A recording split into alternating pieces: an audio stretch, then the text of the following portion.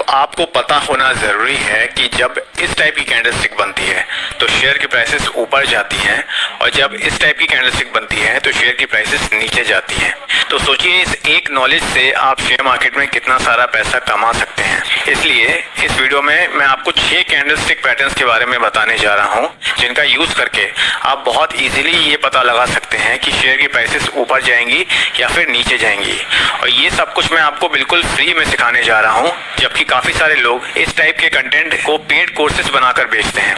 तो इसलिए इस वीडियो को ध्यान से देखिएगा और पूरा देखिएगा। और अगर आपको वीडियो पसंद आता है तो वीडियो को लाइक करना बिल्कुल भी मत भूलिएगा, क्योंकि इससे हमारी काफी मदद होती है। तो इसी के साथ इस वीडियो की शुरुआत करते हैं। तो मैं आपको इस वीडियो में कुल 6 कैंडलस्टिक पैटर्न्स के बारे में बताने जा रहा हूं और ये सारे ही पैटर्न्स आपको आपकी स्क्रीन पर इस वक्त दिखाई दे रहे होंगे। सबसे पहले जिस पैटर्न के बारे में हम बात करने जा रहे हैं उसका नाम है दी हैमर पैटर्न। तो इस कैंडलस्टिक में हमें सबसे पहले एक स्मॉल बॉडी देखने को मिलती है और इस बॉडी के नीचे हमें एक थिन लाइन देखने को मिलती है, जिसे हम लोग विक या फिर शैडो बुलाते हैं। विक का काम होता है आपको किसी कैंडल की फॉर्मेशन के दौरान जो भी उस सेशन की हाईएस्ट और लोएस्ट प्राइसेस थी उसके बारे में बताना, और बॉडी का काम होता है आपको उस कैंडलस्टिक की ओपनिंग और क्लोजिंग प्राइसेस के बारे में बताना।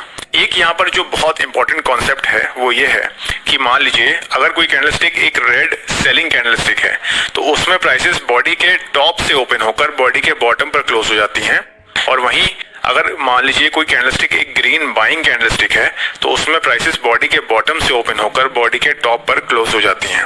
एक हैमर कैंडल को यूज करने से पहले आपको इन 5 बातों का ध्यान रखना है।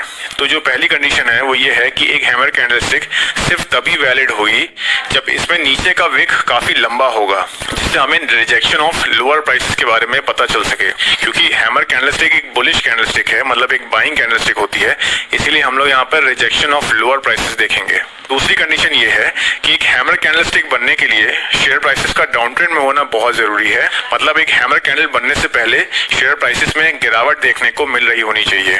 तीसरी कंडीशन ये है कि एक हैमर कैंडल की बॉडी का कलर यहाँ पर मैटर नहीं करता है, लेकिन अगर एक ग्रीन बॉडी वाली हैमर कैंडलस्टिक होगी तो प्राइसेस में रिवर्सल आने की जो संभावना है वो काफी अधिक होगी। हमारी जो फोर्थ कंडीशन है वो ये है कि हैमर कैंडल के बनने के बाद अगली कैंडलस्टिक जो बनती है एक ग्रीन बॉडी बुलिश कैंडलस्टिक होनी चाहिए, जो कि हैमर कैंडल के ऊपर हमें एक सक्सेसफुल क्लोजिंग दे दे। और हमारी फिफ्थ और लास्ट कंडीशन ये है कि एक हैमर कैंडलस्टिक में हमें ऊपर की तरफ या तो बिल्कुल भी विक ना देखने को मिले, या फिर अगर वहां पर विक है भी तो वो काफी छोटा होना चाहिए।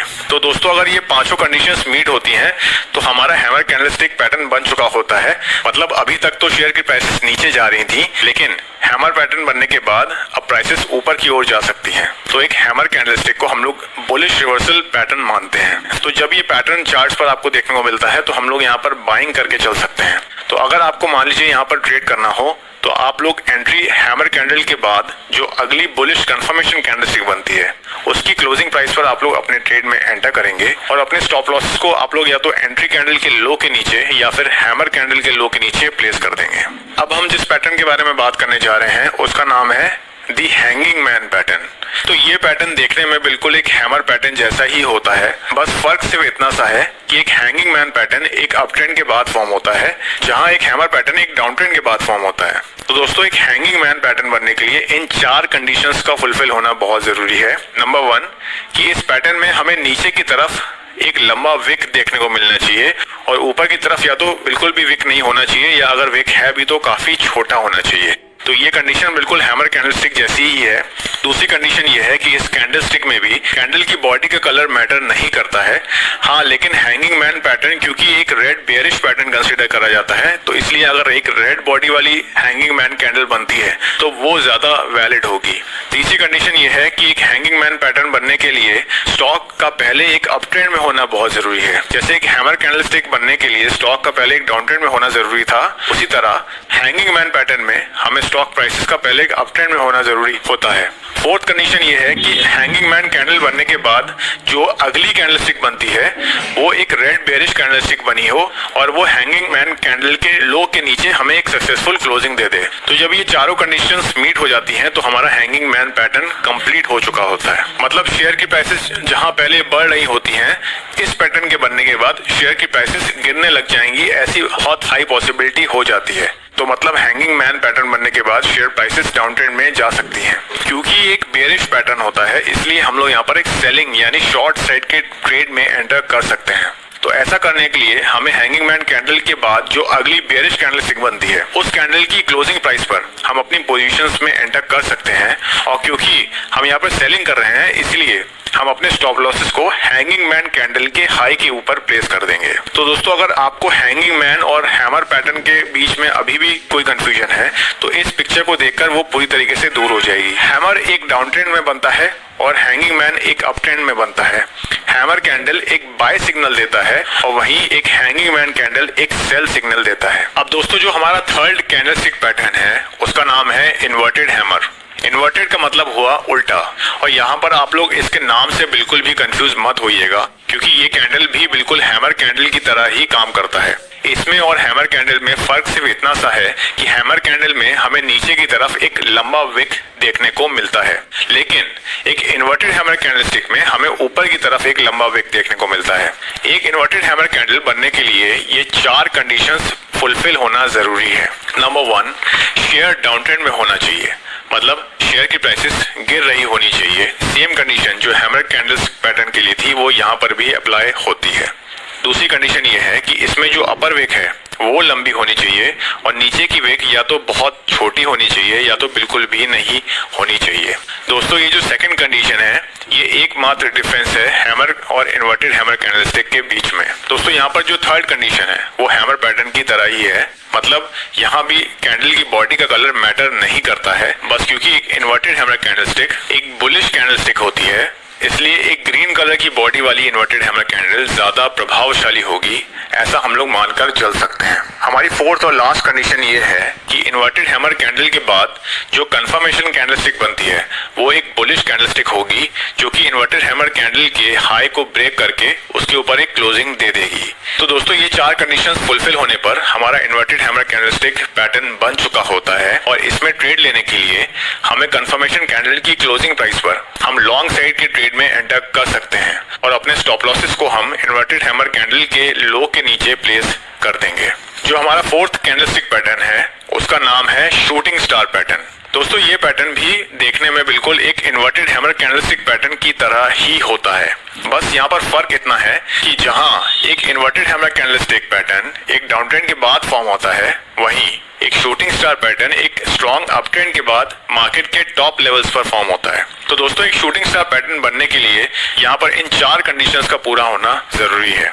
पहली कंडीशन ये है कि एक शूटिंग स्टार कैंडल बनने के लिए पहले शेयर की प्राइसेस को अप ट्रेंड में होना जरूरी है, यानी कि शूटिंग स्टार कैंडल बनने से पहले शेयर प्राइसेस बढ़ रही होनी चाहिए, जबकि इन्वर्टेड हैमर कैंडल के केस में ये कंडीशन बिल्कुल उल्टी थी।